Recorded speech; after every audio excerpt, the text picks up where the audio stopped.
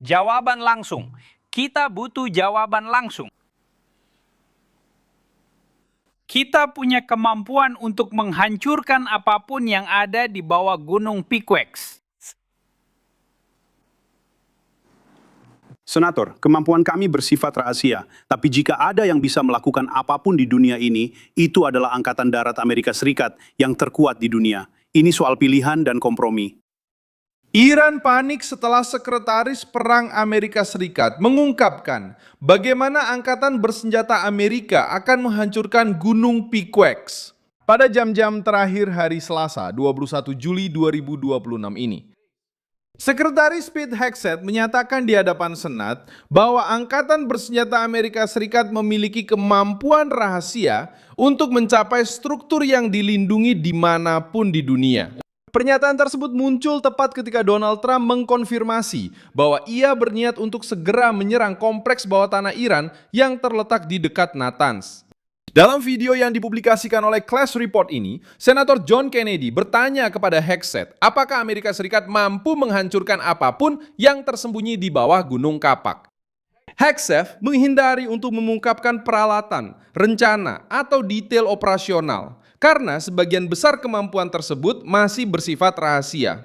Meskipun begitu, dia menyatakan bahwa tidak ada struktur yang benar-benar berada di luar jangkauan kekuatan militer Amerika. Pernyataan tersebut disampaikan di Senat di Washington selama sidang tentang permintaan tambahan dana yang diajukan oleh pemerintahan Trump.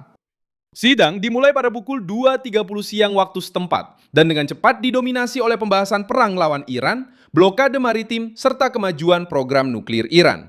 Gunung Picareta terletak sekitar 220 km di selatan Teheran, dekat kompleks nuklir Natanz. Gambar satelit menunjukkan 220 meter di bawah, lebih dari 100 meter batuan, dan pintu masuk yang diperkuat. Pembangunan dimulai setelah serangan dan sabotase yang menimpa Natanz, dengan pejabat Iran menyatakan bahwa lokasi tersebut akan digunakan untuk produksi sentrifus canggih.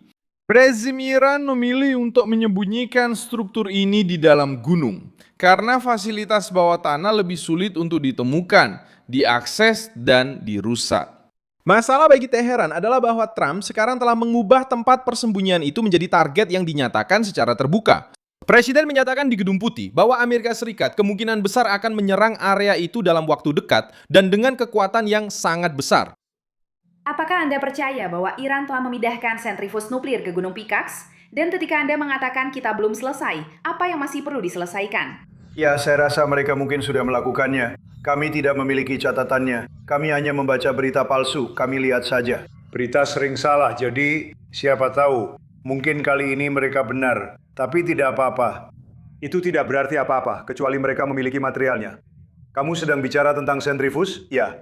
Ya, itu hanya penting kalau mereka punya materialnya. Kami mengawasi mereka. Aksinya ada di situ. Dan kita akan menyerang area itu pasti. Kemungkinan besar dalam waktu yang sangat singkat, ya. Dan tidak ada yang bisa mereka lakukan untuk mencegahnya. Kau tahu, biasanya aku tidak akan mengatakan ini. Jika aku pikir mereka bisa berbuat sesuatu untuk menghentikannya, aku tidak akan pernah mengatakan ini. Tapi kita akan menyerang area itu segera dan dengan sangat intens. Informasi yang diberikan oleh Israel kepada Amerika Serikat menimbulkan kecurigaan bahwa ribuan sentrifus telah dipindahkan ke kompleks tersebut. Trump mengakui bahwa kemungkinan itu ada, tetapi dia menegaskan bahwa Washington masih belum memiliki konfirmasi publik yang lengkap. Situasinya tetap memanas karena Badan Energi Atom Internasional tidak dapat memverifikasi dengan aman apa yang dipasang di terowongan-terowongan Iran. Tepat pada titik inilah, Hegseth menghadapkan rezim Iran pada mimpi buruk. Pentagon tidak mengungkapkan kemampuan apa yang akan digunakan, berapa tahap yang diperlukan, atau dari mana aksi itu akan dimulai. Dalam video lain yang dipublikasikan oleh Clash Report, Hegseth meningkatkan nada bicaranya saat ditanya tentang kampanye militer. Dia bertanya kepada para senator, apakah mereka akan menerima jika ekstremis mengendalikan senjata nuklir yang mampu mengancam dunia? Saya paham bahwa tak ada yang benar-benar menang dalam perang, tetapi saya berada di hadapan komite yang hanya ingin membicarakan hal itu. Sudah 4 tahun membicarakan kekalahan strategis dalam konflik, selama 4 bulan untuk mencegah Iran mendapatkan bom nuklir. Orang-orang di kota ini kehilangan perspektif tentang pencapaian bersejarah yang sedang dilakukan oleh Presiden Trump. Apakah kalian ingin kaum radikal Islam memiliki senjata nuklir? Sebuah bom untuk menghadapi dunia? Tak usah berpidato, aku tidak punya waktu. Aku tidak mengerti. Kamu tidak bisa menjawab pertanyaanku, jadi aku akan lanjut ke pertanyaan berikutnya. Pernyataan tersebut memperkuat alasan yang disampaikan oleh pemerintahan Trump untuk mencegah rezim Iran menyembunyikan sentrifus dan material di fasilitas yang semakin dalam. Hegseth juga memuji Trump atas upaya dan keberaniannya mencegah Iran maju hingga memiliki senjata nuklir. Sekretaris tersebut menganggap program Iran sebagai ancaman nyata yang tidak bisa diabaikan, sementara rezim memperkuat terowongan, menyebarkan peralatan, dan membatasi akses para inspektur internasional. Kontingensi seperti ini sudah diperkirakan, dan karena itulah Presiden Trump layak mendapat pengakuan karena telah memimpin upaya ini dan atas keberaniannya memastikan bahwa kelompok Islam radikal tidak bisa memiliki senjata nuklir untuk mengancam kita. Sidang tersebut juga mengungkap besarnya operasi ini. Hegseth melaporkan bahwa perang tersebut sudah menelan biaya sekitar 37,5 miliar dolar. Pentagon meminta puluhan miliar tambahan untuk mengisi kembali amunisi, membayar personel militer, menjaga pesawat tetap beroperasi, dan mengganti peralatan yang digunakan dalam pertempuran. Dia memperingatkan bahwa kekurangan sumber daya tersebut dapat menyebabkan pemotongan pelatihan dan membahayakan pertahanan terhadap rudal dan drone. Sementara Hegseth berbicara di Senat, pesawat militer Amerika terlihat melakukan pergerakan intens di Timur Tengah, profil open source. Intel mencatat 6 pesawat penyisian bahan bakar KC-135 beroperasi di atas Israel dan Yordania.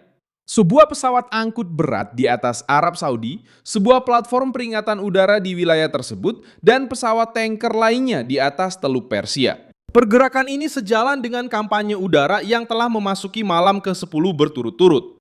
Komando Pusat Amerika Serikat melaporkan bahwa pasukan Amerika telah menyerang pusat komando, sistem pertahanan udara, fasilitas maritim, dan titik-titik yang digunakan untuk peluncuran rudal dan drone.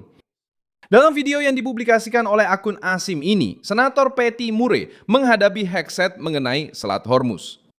Dia mempertanyakan bagaimana Iran bisa secara drastis mengurangi lalu lintas maritim setelah sekretaris menyatakan bahwa Amerika Serikat telah mengendalikan jalur tersebut.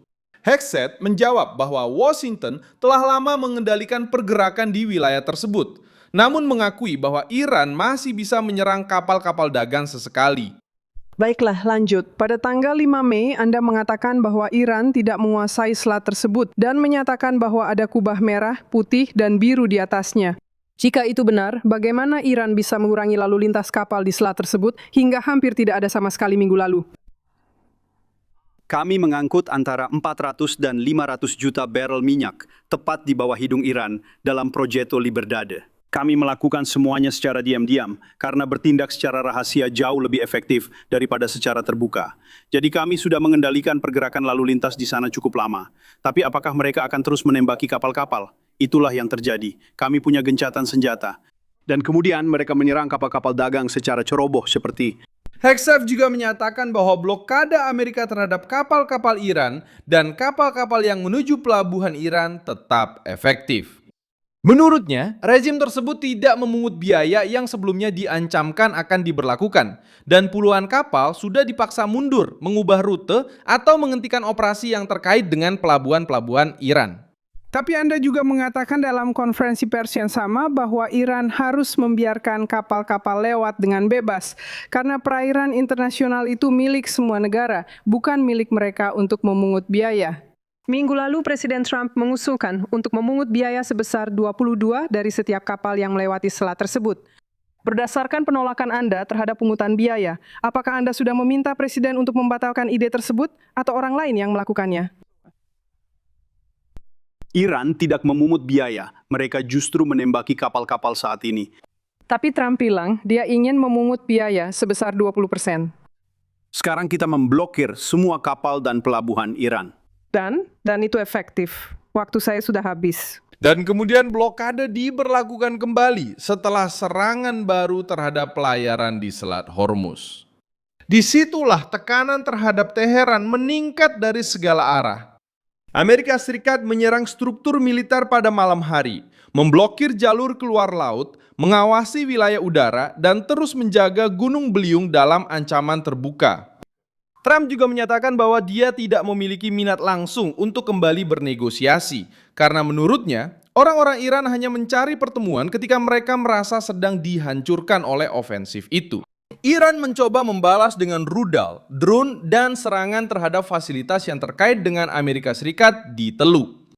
Pada hari Selasa ini, pasukan Iran menyatakan telah menyerang posisi-posisi Amerika di Bahrain, Kuwait, dan Yordania. Kapal itu juga terkena serangan di Selat Hormuz, memaksa awak kapal untuk meninggalkan kapal tersebut. Washington membalas dengan terus melakukan serangan terhadap target-target di selatan dan barat wilayah Iran. Dalam konten yang dipublikasikan oleh Mario Naufal ini, juga muncul berita bahwa pertahanan udara Iran menembak jatuh drone di atas provinsi Azerbaijan Timur.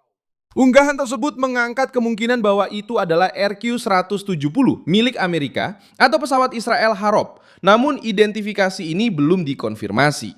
Media Iran hanya menyatakan bahwa itu adalah drone serang satu arah milik musuh yang berhasil dicegat oleh jaringan pertahanan udara terintegrasi. Kurangnya identifikasi menunjukkan suasana kewaspadaan di dalam Iran. Setiap objek yang terdeteksi di langit sekarang memicu reaksi langsung karena fasilitas komando, radar, peluncur, dan struktur bawah tanah sedang diawasi. Rezim tersebut berusaha mencari tahu dari mana asal penerbangan dan wilayah mana yang sedang diawasi. Sementara Pentagon tetap diam tentang platform rahasianya. Rezim tersebut memilih untuk mempublikasikan ancaman terhadap Gunung Picareta karena mereka ingin memaksa Iran untuk menarik peralatan dari lokasi tersebut, menerima inspeksi, atau bernegosiasi di bawah tekanan ekstrim. Satu hal yang dipertaruhkan Teheran adalah bahwa sebuah struktur yang terkubur di bawah lapisan batuan yang sangat tebal akan tetap tak tersentuh.